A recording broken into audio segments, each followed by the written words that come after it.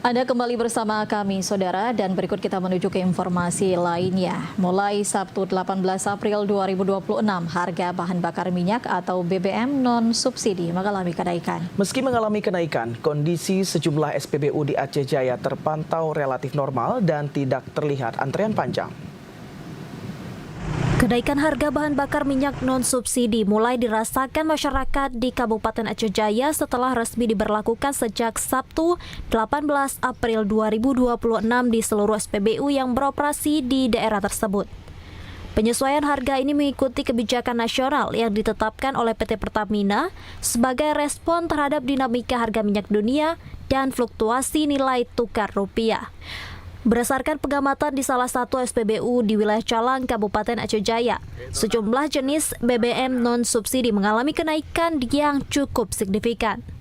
Untuk Pertamax Turbo, harga melonjak dari Rp13.100 per liter menjadi Rp19.850 per liter.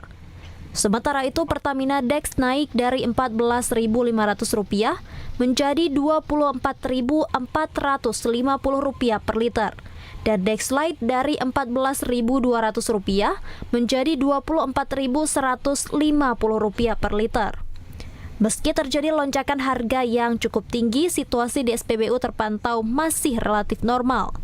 Tidak terlihat antrian panjang maupun kepanikan dari masyarakat seperti yang kerap terjadi saat kenaikan harga BBM.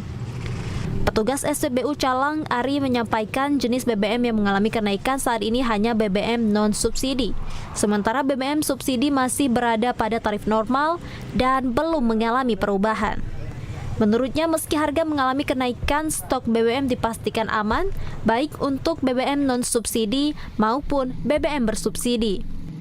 BBM yang kenaikan ada, Pak, khususnya yang non-subsidi. Jenisnya Pertamax Turbo, Dex Lite, dan Pertamina Dex.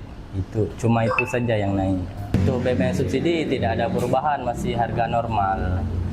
Terkait kondisi tersebut, masyarakat berharap ke depan pemerintah dapat terus mengkaji kebijakan energi secara bijak dengan tetap mempertimbangkan kondisi dan daya beli masyarakat.